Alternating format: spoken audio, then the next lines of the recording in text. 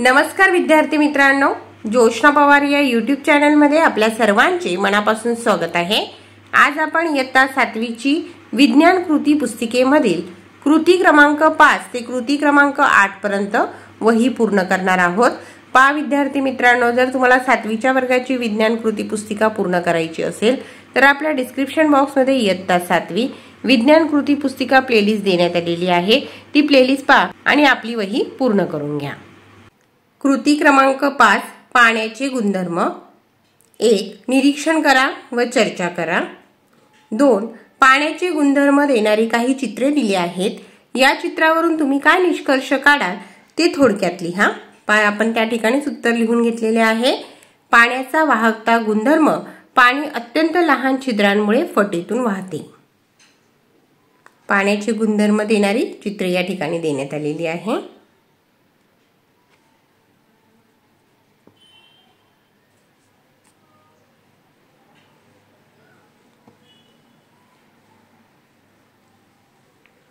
प्रश्न 3 करून पहा। प्लास्टिकच्या एका बाटलीत अर्ध्यापेक्षा जास्त पाणी घ्या। बाटलीवर पाण्याच्या पातळीशी खूण करा। ही बाटली बर्फ तयार करण्यासाठी फ्रीजरमध्ये उभी ठेवा। काही तासानंतर फ्रीजर उघडून पहा, पाण्याचा बर्फ झालेला दिसेल। बर्फाच्या पातळीची नोंद करा। ती पाण्याच्या पातळीच्या खुणेपेक्षा वाढलेली का दिसते याचे स्पष्टीकरण लिहा। उत्तर पाण्याच्या असंगत वर्तनामुळे आकारमान वाढते। 4 करून पहा। एक बादली घ्या, तिच्यात पाणी भरा, त्यात पुष्कळ वेगवेगळ्या वस्तू टाका। पाण्यामध्ये कोणत्या वस्तू बुडतात व कोणत्या तरंगतात त्यांची यादी करा। ज्या वस्तूंची घनता पाण्यापेक्षा जास्त असते ते पाण्यात बुडतात, उदाहरणार्थ दगड, धातूच्या वस्तू। आणि ज्या वस्तूंची घनता पाण्यापेक्षा कमी असते त्या पाण्यावर तरंगतात, उदाहरणार्थ बर्फ, कागद, लाकूड, प्लास्टिक।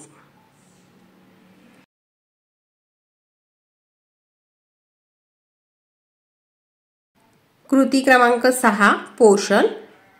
परिसरातील वनस्पतींच्या निरीक्षणातून त्यांना कोणती पोषक द्रव्ये मिळत नाहीत ते ठरवा।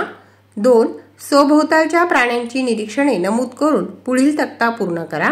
प्राण्याचे नाव गाय, अन्नाचा प्रकार चारा, अन्नग्रहणाची पद्धत चघळणे, रवंथ करणे। दुसऱ्या प्राण्याचे नाव आहे बेडूक, अन्नाचा प्रकार माशा, पतंग, चतुर इत्यादी।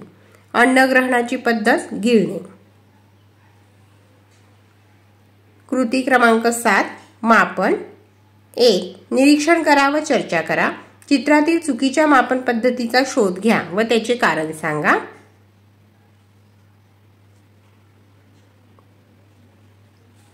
पहा, या चित्रांना आपण क्रमांक देऊन घेतलेले आहेत 1, 2, 3, 4 आणि 5। त्यापैकी 1, 2 आणि 3 या चित्रांमध्ये मोजमाप चुकीचे आहे।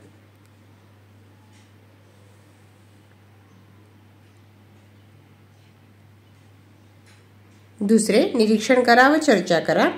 चित्रात दाखवलेल्या विविध वस्तू व पदार्थांचे मापन कसे केले जाते।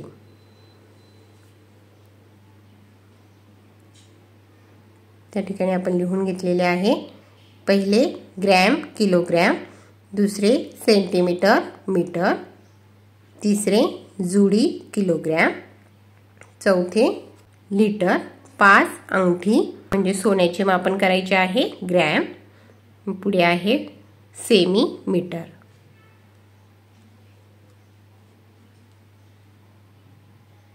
कृती क्रमांक 8 स्थितिक विद्युत। करून पहा। स्पर्शाद्वारे वस्तू प्रभारित करणे। एका प्लास्टिकच्या कंगव्याला कागदाने घासा। या कंगव्याने दुसऱ्या कंगव्याला स्पर्श करा व तो कंगवा कागदाच्या कपट्यांजवळ न्या, काय होते? कागदाचे कपटे कंगव्याकडे आकर्षित होतात, चिकटतात। तिसरे निरीक्षणास बरोबर अशी खूण करा। 1 विद्युत प्रभारित कंगवा पाण्याच्या धारेजवळ नेताच धार आकर्षित होते।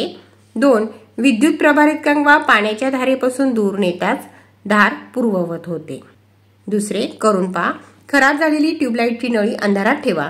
पातळ पॉलिथिन पिशवी तिला जलद गतीने घासा, काय झाले, असे का घडले? उत्तर खराब झालेली ट्यूबलाईटची नळी पॉलिथिनच्या पातळ पिशवीने जलद गतीने घासल्यास ट्यूबलाईट चमकू लागते। पॉलिथिन पिशवी आणि ट्यूबलाईट यांच्यात घर्षण झाल्यामुळे निर्माण झालेल्या स्थितिक विद्युतमुळे हे घडून येते। पहा विद्यार्थी मित्रांनो, या ठिकाणी आपण इयत्ता 7वीची विज्ञान कृती पुस्तिकेमधील कृती 5 ते कृती 8 पर्यंत पूर्ण केलेले आहे। व्हिडिओ आवडल्यास व्हिडिओला लाईक करा आणि चॅनलला सबस्क्राइब करून ठेवा, जेणेकरून यापुढचे जे नवनवीन शैक्षणिक व्हिडिओ मी YouTube वर टाकेन त्याची नोटिफिकेशन अगोदर तुमच्यापर्यंत पोहोचेल।